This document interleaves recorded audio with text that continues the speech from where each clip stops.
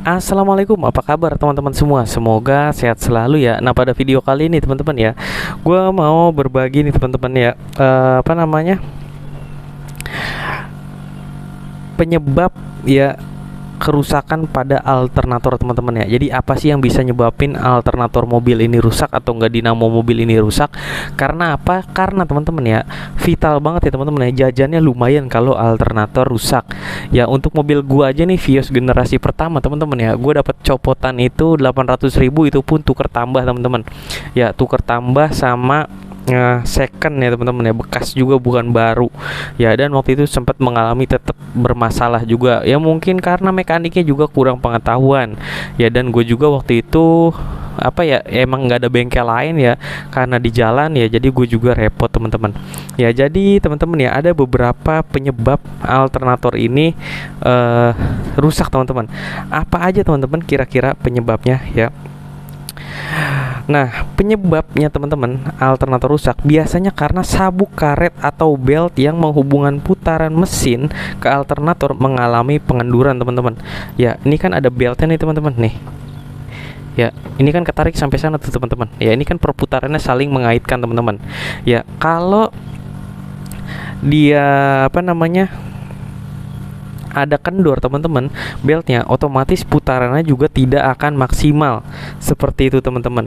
Nah terus output energi dari alternator yang tidak sesuai atau terlalu tinggi ya, ini gua kurang paham juga sih teman-teman ya. Karena apa? Karena waktu itu outputnya berlebihan katanya, sampai IC alternatornya gosong tapi pengisian tetap dayanya ya, dan lampu indikator di speedometer yang bergambar aki itu nyala. Pas dibenerin katanya apa namanya, outputnya kebesaran teman-teman, sehingga menyebabkan si IC alternator gosong gitu katanya, kata orang bengkel. Nah terus apalagi teman-teman ya, kurang tepat dalam melakukan pemasangan komponen elektronik pada mobil. Kayak teman-teman pasang audio ya kan, terus pasang apa lagi ya, biasanya pasang pasang lampu HID ya yang berkaitan dengan elektronik ya. Outputnya besar tapi input dari alternator kecil untuk aki ya, ini juga akan mengalami kerusakan teman-teman ya. Kalau elektronik itu teman-teman harus hati-hati ya, karena harus safety, karena kebanyakan kebakaran itu berakibat dari aksesoris pada mobil teman-teman.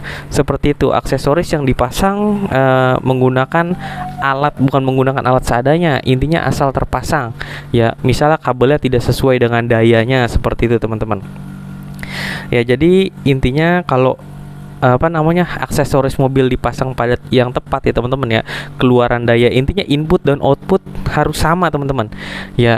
Jangan sampai inputnya kecil outputnya besar, nah itu bisa mengalami konsleting teman-teman dan kerusakan pada alternator ya.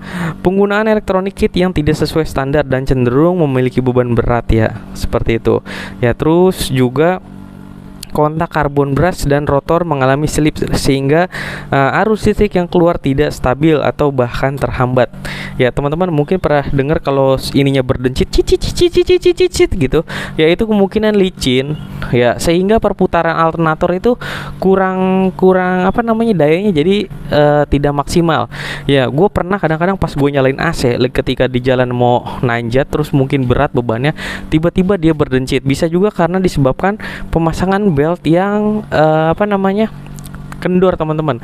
Jadi pemasangan belt itu tidak boleh terlalu kendor, tidak boleh juga terlalu kencang.